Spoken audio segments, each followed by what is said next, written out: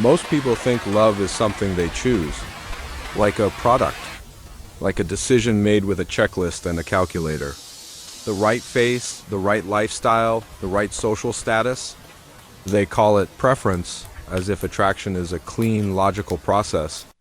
But Carl Jung offered a far more unsettling truth, one that feels almost spiritual in its brutality. Jung believed the ego, the part of you that thinks it's steering your life, is often blind. It doesn't truly know what it needs. It only knows what makes it feel safe. And love, real love, does not exist to keep your ego comfortable. Love exists to make you whole. Jung saw romantic attraction as something guided by a hidden intelligence, an ancient map buried beneath your conscious mind. A map etched into the collective unconscious, shaped by your childhood, your ancestral patterns, your unmet needs, and the parts of your soul you abandoned long ago just to survive. And when you follow this map, you don't end up with someone who simply fits your current personality. You end up with someone who challenges it, someone who exposes it, someone who forces you to confront what you have avoided. This is why love often feels like fate. Not because the universe is writing a romance novel for you, but because something deeper than your preferences is moving you toward a necessary transformation. If your romantic history feels chaotic, like a chain of confusing accidents, heartbreaks, and intense connections that don't make sense, there's a chance you weren't unlucky. You were simply unconscious. You were reading love through the eyes of the ego instead of the soul. And the soul does not speak in checklists. It speaks in symbols, in strange recognition, in emotional storms, in coincidences that feel too precise to be random. Jung believed that when you finally meet the person who belongs to your deeper journey, the map begins to reveal itself through unmistakable signs. The first sign is something many people experience, but almost nobody understands. It's what Jungians might call uncanny recognition. Modern culture calls it chemistry. But chemistry is too shallow a word for what this feels like. This isn't a spark. It's a shock.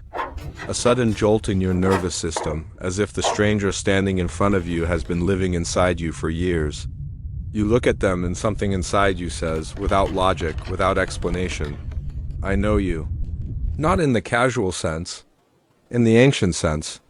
Like you've met them in another lifetime, another dream, another version of yourself. Jung explained this through the concept of the anima and animus. He observed that every man carries within him an unconscious feminine image, the anima, and every woman carries within her an unconscious masculine image, the animus. These aren't just traits. They are archetypal forces, inner figures, emotional blueprints. And for most of your life, you don't see them directly. You feel them indirectly as a hunger, a restlessness, a sense that something is missing. You try to fill it with achievement, with attention, with pleasure, with status. But none of it touches the real wound, because the missing piece isn't external. It's internal. Then you meet someone who activates it. Someone whose energy matches the shape of that inner figure. And suddenly your psyche does something both beautiful and dangerous. It projects. You don't just see the person as they are. You see them as the embodiment of what you've been searching for inside yourself. They become luminous, numinous, almost sacred. Their presence feels like a spiritual event. Their voice lands differently. Their eyes feel like home. And it's confusing because your ego might not even approve. Your ego might say, this person isn't my type, or this is too intense, or this doesn't fit my plan. But your soul doesn't care about your plan. Your soul only cares about integration. That's why uncanny recognition bypasses logic. It bypasses your defenses. It bypasses your social conditioning. It hits you at the level of the unconscious, where you don't think, You find yourself sensing their emotions before they speak. You notice that you keep running into them in strange ways. You feel pulled toward them even when you try to resist. It's like the universe is bending your life toward an encounter you didn't schedule. And the truth is, you didn't, your ego didn't, but the ancient map did. Yet Jung warned that this stage is where most people get trapped. Because the projection is intoxicating. When you project your anima or animus onto someone, you aren't just falling in love with them. You're falling in love with your own lost soul reflected back at you. You are falling in love with a symbol. And symbols are dangerous because they are bigger than reality. No human being can permanently live up to the archetype you've placed on their shoulders. Eventually, the real person emerges. Their flaws, their contradictions, their humanity. And that's when the map stops feeling like magic and starts feeling like fire, which brings us to the second sign. And this is the one that scares people away. If the first sign feels like destiny, the second sign feels like chaos. Not the cute kind, not the we have a few disagreements kind, the real kind, the kind that exposes you, the kind that makes you question yourself, the kind that triggers your deepest wounds and reveals the parts of you that you thought you had outgrown. Jung believed that when you meet the person tied to your path of wholeness, the relationship becomes an alchemical vessel, a transformation chamber. The ancient alchemists called it the vas hermeticum, the sealed container where base matter is cooked into gold. In our culture, we're taught that if a relationship is difficult, it must be wrong. We're taught that true love should feel effortless, safe, and constantly affirming. But Jung saw love differently. He famously said that the meeting of two personalities is like the contact of two chemical substances. If there is any reaction, both are transformed. And the key word is reaction. Not comfort, not stability, transformation. When you're in an ego-based relationship, you and your partner often unconsciously agree to keep certain things hidden. You both wear masks. You both perform. You both protect your shadows. You don't touch each other's deepest insecurities. You don't trigger each other's childhood wounds. It feels smooth, but it also stays shallow. It keeps you the same, but when you meet someone aligned with the ancient map, the relationship doesn't let you stay the same.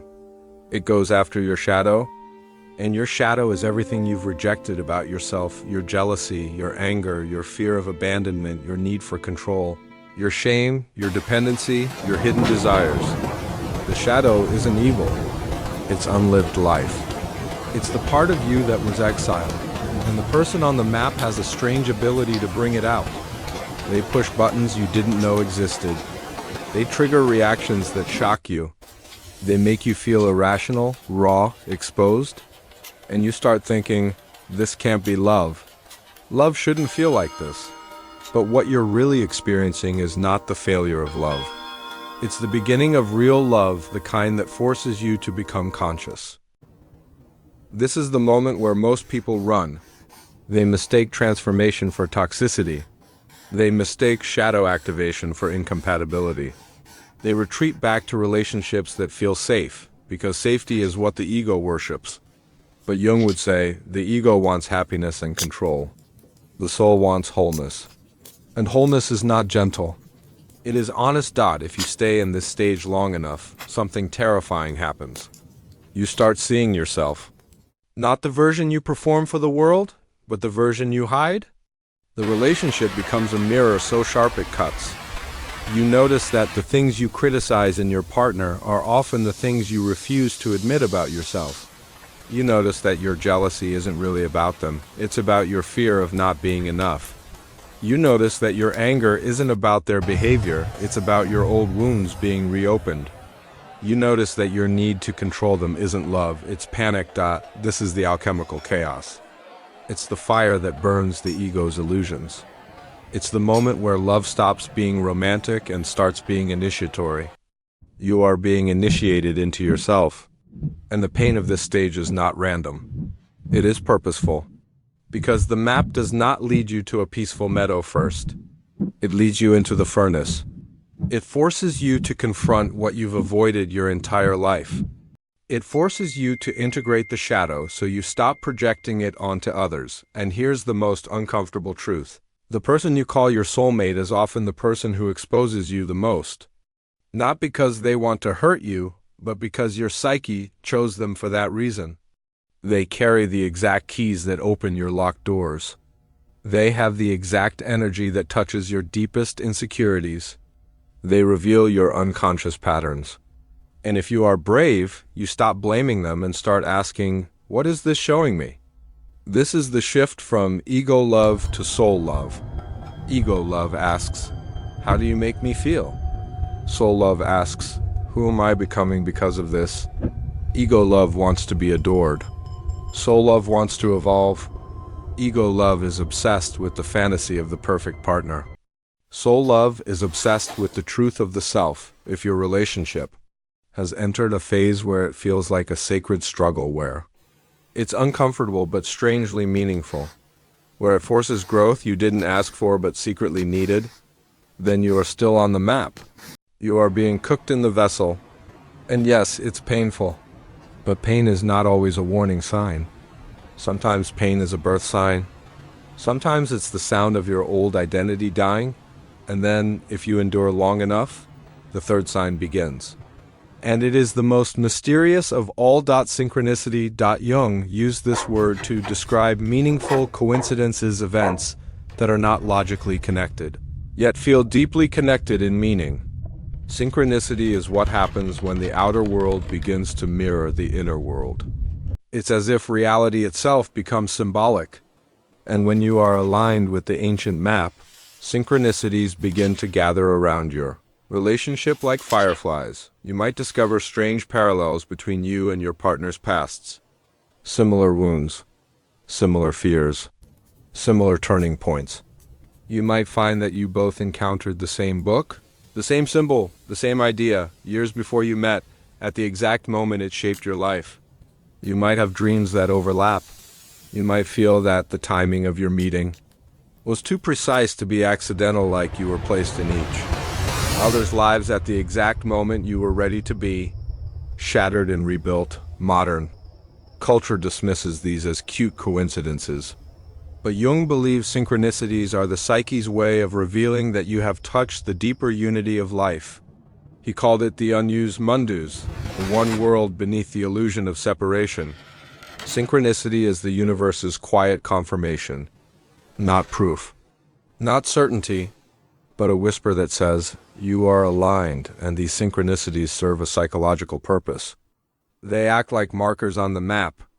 When the alchemical chaos becomes unbearable, when you want to leave, when you want to retreat into comfort, synchronicity appears like a signpost. It gives you the strange courage to continue. It reminds you that this relationship isn't only personal. It is archetypal. It is part of a larger movement inside your soul. Then something even deeper happens. The relationship stops feeling like me versus you. It stops feeling like two separate egos negotiating survival. And you begin to sense a third presence, a third entity, not in a supernatural way, but in a psychological way. The relationship itself becomes alive. You realize that your union is not just a partnership. It is a force. It has its own rhythm, its own lessons, its own destiny. You stop seeing love as a transaction and start seeing it as a path. You are no longer together simply to avoid loneliness or to fit society's expectations. You are together to become something, to serve something larger than both of you. This is the sacred union Jung hinted at. It is where the relationship becomes transpersonal. It is no longer about your ego being satisfied. It is about your soul being integrated. It is where forgiveness stops being a moral performance and becomes a survival necessity. It is where silence becomes wisdom. It is where you begin to understand that your partner is not your enemy. They are your mirror, and you are theirs. When you reach this stage, life often begins to move differently. Opportunities appear that benefit both of you. Old patterns dissolve. Things that once felt impossible become strangely solvable. Not because the universe is magically rewarding you, but because you are no longer fighting yourself. When the inner world aligns, the outer world becomes less chaotic. You start living in a kind of flow, a psychological coherence, and this is the final destination of the ancient map. Not the fantasy of a perfect person, but the reality of a whole self. The integration of your missing pieces. The return of your lost soul. Jung once said, I'd rather be whole than good. Most people spend their lives trying to be good partners. They follow the ego's rules. They avoid conflict. They chase validation. They try to be loved. And they end up empty. Because goodness without wholeness is just performance. But the people who follow the map, the ones brave enough to endure uncanny recognition, alchemical chaos, and synchronicity, find something far more powerful than goodness. They find themselves. True love, in the Jungian sense, is not about finding someone to complete you. It is about finding someone who reveals what you abandoned. It is the soul's way of calling itself home. It is the death of the me that clings and performs so that the us can be born. Not an us that erases individuality, but an us that strengthens it. So if you are in a relationship that feels like destiny and fire at the same time, don't panic. Don't label it too quickly. Don't run back to comfort just because discomfort feels like danger. Sometimes discomfort is the doorway. Sometimes the chaos is the map working exactly as it should, and if these words reached you at the exact moment you needed them, consider that your first synchronicity of the day. Stay conscious, stay brave, stay whole. Now I want to hear from you. Which sign are you living right now? Was it the uncanny recognition, the alchemical chaos, or the synchronicities you can't explain? Leave your story in the comments, because speaking it aloud is the first step of Jungian healing, bringing the unconscious into the light. Your missing pieces are calling you home. The question is, will you trust the map?